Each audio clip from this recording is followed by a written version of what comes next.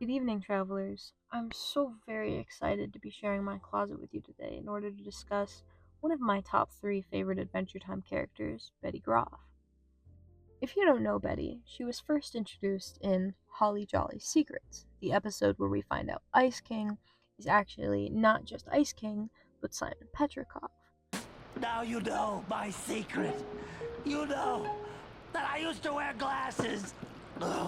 It's revealed in this episode that the crown the Ice King wears is actually a cursed artifact, which Simon found as an artifact researcher. Upon putting on the crown for the first time, he went crazy, went ballistic. He doesn't remember much of it, but he scared away his fiancée, Betty Grof. What did I say? What had I done when I wore this crown? All I know is I never saw Betty again. In this first mention of Betty Grof, you don't really hear much about her. Just, I put on the crown, I scared the shit out of her, and I never saw her again. Jump to Season 5's Betty. This episode shows Ice King showing up at a secret society meeting in which an anti-magic lord is summoned, draining everyone's magic. This means the crown, without its magic, reverts him back to Simon. This must be it, man. I've crossed into some new super insane zone where I feel like I'm just normal again. Or maybe I'm just normal again. Now, Simon is now 1,000 years old at this point. 1,000,000 years? And without the crown's magic, starts dying. Well, yes, but only in increments. His first thought, I've gotta apologize to my fiancée from the past. So he does. Now Betty quickly realizes something here. She realizes, okay, I never see you again. This Simon turns into this crazy thing, right? She realizes quickly, if I want my Simon, the only reasonable thing is to jump 1,000 years into the future and exist there instead. Very impulsive of you, Betty. She looks around, unfazed by the talking dog, vampire girl, and, human, obviously. She's just like, alright, I'll just fix the crown, save me time to fix you. And everyone's like, yeah, sounds good. So she hops on a flying fucking carpet. Again, no question, this girl is versatile as hell. Runs up and basically saves the day by punching magic draining guy in the face. Very interesting sequence of events for Betty's first real showcasing. So, there we have it. Simon is reverted back to the Ice King when the crown receives its power, and Betty is stuck. Betty is stuck 1,000 years in the future without Simon, with the Ice King, in this magical, mutated world. Now what? Well, we don't see Betty again for another season. There is a cute little cameo of her and Jake the Brick studying MMS that I really appreciate, which leads us to our next Betty sighting. Season 6's You Forgot Your Floaties is the big turning point for Betty. It's only really her second episode, but already we're going through some big changes here.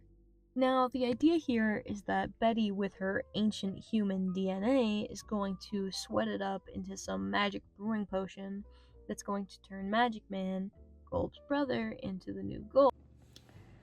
Hi, I'm Ember. Don't worry, this is just a different part of my closet. You may have noticed that I just said Gulp instead of Glob. But don't worry, I don't say it for the whole video, just most of it. In doing so, Betty believes that this will help her get to the source of magic, which she believes is how she's going to fix Simon. She's been studying MMS, the 3 compounds of magic. All magic users show some varying signs of MMS. A way to unclose the circuit of magic, madness, and sadness. That's right. MMS runs through all magic users. This conversation between her and Magic Man, where she talks about her experiences and her findings in this, devolves into some weird metaphorical conversation about their psyche. It really delves into the problems that they're not willing to face. This becomes especially evident at the end of the episode, when we see this loomy gloom that Magic Man is referencing. So, this magical transformation of Magic Man into Golb goes haywire. It doesn't work at all. And Magic Man and Betty swap, meaning instead of turning into Golb, did I say Golb? Have I been saying Golb this whole time? Glob.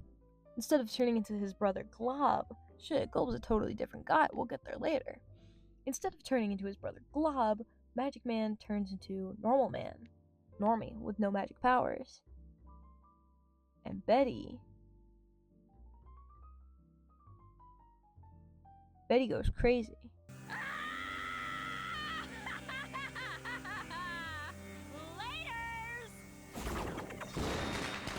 Yeah. This scene is pretty profound. The coconut crab, which is Simon, peeks his little head over the gloomy gloom and mouths silently the name of the episode to Betty. You forgot your floaties. This gloomy gloom, this MMS that they have been discussing, is so much deeper than Betty ever could have imagined. You forgot your floaties. In other words, you are going to drown. My girl pretty much just dived headfirst into psychosis, and as someone with a personality disorder, trust me that I feel for her. So, Betty is now a crazy wizard. Now what? Well, her first decision is, let me kidnap my ex-fiance's favorite penguin and blackmail him in order to get his crown. He's not anywhere near that ransom note. Did you just say ransom note? Yeah, what? You guys act like you ain't never heard of no ransom note before. You probably could have just asked, Betty. He probably would have given it to you. The most important thing that I noticed in this episode is that little moment when he first sees Betty and it seems like he recognizes her. You're beautiful. So, what exactly did she do to Simon's crown, you might ask? Well, nothing. She just created an AI replica of herself that she projected into the crown in order to try and change it, edit it from the inside to save Simon. This didn't go very well.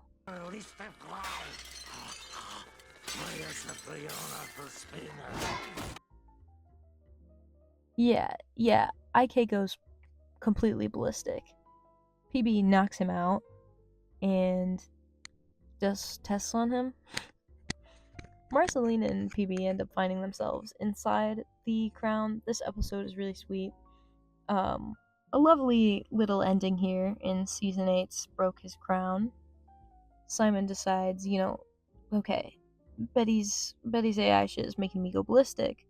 What if I can just break through to her, jam her memory? And he does. AI replica Betty sees him and hears him and breaks through her coding, and they spend eternity together. Little side note, do they really though? Because I feel like this resets everything, right? Right? I feel like that resets everything. So anyway, we don't see Betty again until season 9's Elemental miniseries. Up until this point, her episodes have been spaced out once per season, which I think is very interesting. I don't know if they did that on purpose, but it's definitely interesting. But she hangs out with us for a little bit in Elemental. We first see her in Bespoken For, which is a really beautiful episode. It's sort of a little bit of a parallel where in Broke His Crown, Simon is able to break AI Betty from her trance, from her coding. Betty sort of steals that idea. So I'm trying the direct approach. As it turns out, it's a little bit easier to break a exact replica with someone's memories out of their coding than it is to undo 1,000 years of a magical mutation that basically changes you into someone else. No! It's all wrong! So their date doesn't really go well. I have to say, I really love Betty just going zap at the end of her magical tantrum. What? So she returns home after this and gets some advice from Tiny Manticore. There's something I'm missing. What am I doing wrong? Maybe you're going after someone who doesn't exist anymore. Why not take him as he is? After all, you've been through a lot of changes yourself. You're making a lot of sense, Tiny Manticore. It sounds depressing when you say it that way. Think of a different way to say it. And she takes that advice. She goes on a little date with him. They hang out as they are, as Magic Betty and Ice King. And it seems like they're having a really good time. It gives us a really cute little glimmer of hope. Huh? Where did the weird lady go? Or is the show just gonna give us another reason to hate Patient St. Pim? Fuck you, Patient St. Pim. So, yeah. Instead, Patient St. Pim uses Betty to power up her elemental spell, which turns Ooh into this. Dang. Dude, why does you look like a four-way pizza? Is that They save Betty, of course, and she decides to help them put Ooh back to normal, and she knows a way. She just needs the Enchiridion and the Elemental's gems.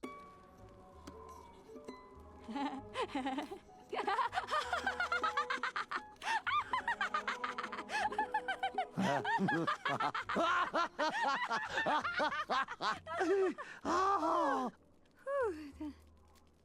What? Okay, Betty, that definitely wasn't suspicious. We'll just move past that for now. Got it.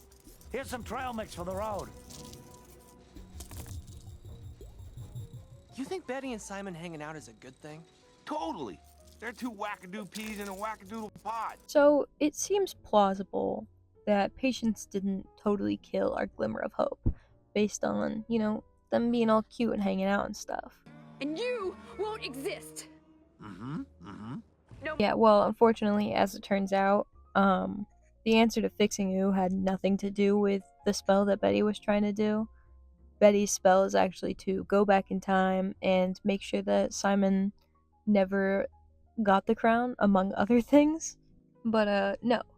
Prismo, Watcher of the Multiverse, is not going to let her completely fuck up the timeline like that, and instead she gets poofed to Mars. Thus, we lose Betty, and once again, we have to wait another season to see her, until season 10's Temple of Mars. This episode is a really good deep dive into exactly what this video is about.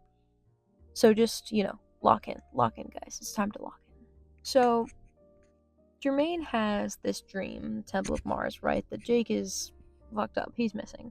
So Finn goes with him to Mars to find him because they think that he's in space. And you don't know where in space, even though literally every single place in this dimension is in space. Again, yeah. Lucky for Jermaine and Finn, who have no idea where Jake is, Mars owns a space telemetry capsule. Our space telemetry capsule. And it's 3-part mind maze. Even though they're trying to find Jake, none of the 3 parts or the problems that they face in the maze have anything to do with him. It's all about Betty and her psyche and her obsession with Simon. The first room that they enter is full of frogs, and there is a little note to Finn and his issues with Fern here. But all of the other frogs are Ice King. If you look him in the eyes, they get outraged.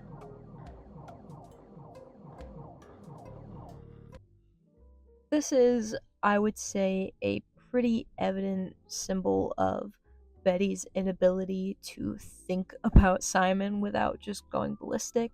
Her obsession with fixing him, with him not being Ice King, with the craziness that comes with all of her conflicted feelings about him. She wants to save Simon. She wants to have her life back. I thought I could do it, but I can't. Being with you is like looking at my old life through a funhouse mirror. It's driving me mad! She tries to embrace Ice King as he is, but it drives her mad. Luckily, Finn rushes her out of there after she makes eye contact with every single one of the frogs on both sides, for some reason. And the next problem, I would say, is a very direct reference to Broke His Crown. They enter a room in which Ice Thing is there for some reason. That's one part I'll never understand. I don't know if I'm missing some symbolism there with Ice Thing specifically being the creature that is messing with them, but there is a math problem. And Betty is so good at math, so she's fixing up this problem. But as soon as she walks away from the last thing she fixed, Ice Thing up top changes around the numbers. And Betty has this epiphany when she's working on it. He's changing. Oh no. He's changing them. It's a reference to the crown, to Broke His Crown, in which she's trying to fix it, the AI is trying to fix it, but when you actually work on it, when you try and change anything about it, it just changes it too. It changes it back. It moves around so that the code cannot be changed in any way. It cannot be modified. It cannot be fixed. Luckily, once again, Finn gets us out of this situation by falling headfirst into the problem and breaking it. Not sure what we were supposed to learn about that. So the third and final problem is Betty quite literally facing her past self. We see her past self planning a trip out into Australia to go look at some cool hieroglyphics, I believe. But future Betty, Mad Betty, Magic Betty, tells Finn and Jermaine that I never took that trip. I met Simon the next day, and he was just so amazing. I put everything on hold to help him search for the Enchiridion. this is the exact specific problem that we're here to talk about today. The sacrifice. The sacrifice, the devotion, the immediate decision to give up her own plans to go work with Simon. It's not the worst thing that she's done in sacrifice to give up a studying thing to go study something else with him. In the Temple of Mars, Betty does make the right decision for her past self, and she decides to change the date of her metaphorical self's plane ticket to be that day. So she has to leave. She doesn't meet Simon. She doesn't drop everything. In doing so, they complete the maze. They find Jake, even though all of the problems were geared towards her. Weird thing, I don't know. And she steps out, and they talk about the lessons that she's learned, her literal confrontation with her sacrifice for Simon, and what she'll do now that it's time to heal and grow. You, Betty. Finally, you've learned that most pressing of lessons, that sometimes, for our own good, we must accept the loss of that which we hold most dear. I've learned that I just gotta work even harder to get it back. What? Like, did you see Finn in there? He was indomitable. Yeah, I guess, but... So as I stared into that endless white void, I came up with a plan. I guess not. I guess we didn't learn a single thing there then. No, we didn't, because then we get to the final. So the final happens, and the first half has nothing to do with our girl Betty. War's happening. And then Golb appears. That's Golb, the embodiment of chaos. What do you think about him? Do you like him?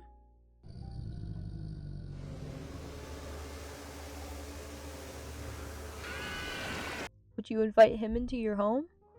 Into your closet, perhaps? Because I wouldn't. Well, Betty strives up a plan to harness Golb's energy. That's what she's trying to do here. Her normal man And Maja, technically, who has been in a coma this whole time, they're using her as a battery. You'd think Betty would have a little more respect after having been used as a magic battery herself, but I suppose not. This backfires when Ice King goes up there and he sings a little fanfic song to our girl Betty. She snaps out of her magic trance and then gets really mad, which wakes Maja up. Finally, this girl's been in a coma for forever. Supercharge! Finally! My time! She exploded. But the explosion, more importantly, does propel Simon and Betty into the maw of Golb. Finn, of course, being the hero who he is, jumps in after them, and they start to become digested. Don't panic, but I think Golb is digesting us, breaking us apart layer by layer down to our essential forms. I'll get us out of here. Which does mean that normal Betty and Simon finally get their reunion, which is very sweet. Betty? It's good to see you, Simon. It's good to be seen. Which it's really sweet, until the room, the oddly square-shaped gut of Golb, starts closing in on them. Finn, it's hopeless. They are running out of time. Yes, they see each other, but this is the last time that they'll ever see each other. The situation becomes more and more dire as the room closes in on them, the smaller it gets. It doesn't seem like there's any hope for them. They can't punch their way out of there. But then a beautiful, heartwarming, jaw-dropping song can be heard from outside, opening what is unfortunately, but essentially, a boat hole to the outside. Guys, it's clenching! Why did they make it so veiny? So, Betty realizes, right? The crown has reset to its essential wishing form, because before it turned people into ice wizards, it was designed to just be a wish-making thing. And she says that the only way to expel Golb from this world is to make a wish. But she can't go outside because what if it loses its wish-making properties? So she shoves Finn and Simon out while he's begging her to go with them, and quickly realizes that the magic of the crown is not strong enough. I wish to banish Golb from this world. Uh-oh. I wish for Golb to disappear. I wish for Golb to disappear! No! She can't wish for Golb to go away because she doesn't have that kind of power. The crown doesn't have that kind of power to overtake Golb. But she realizes that there is one way to get that power. However it has to happen. I wish for the power to keep Simon safe. Yeah, Betty! Woo! What has she done? No. Betty? Yeah, Betty fuses with Golb, with the dark chaos entity. An evil, I would say evil, outside of time, immortal being, in order to save Simon. This woman has given up her career, her life as she knew it. She has jumped 1,000 years into the future, become a crazed wizard,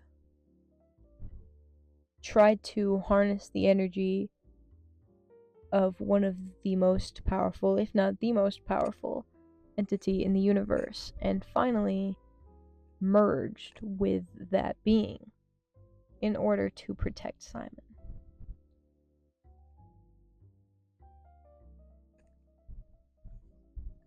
Devotion like that is uncanny. Sacrifice like that is diabolical. My god, the girl's a mad lad. My cat just jumped to the top of my closet. And the whole thing rattled, and it scared the shit out of me. She really gave up everything. And it's sad. It's devastating. But, you know, she did what she did.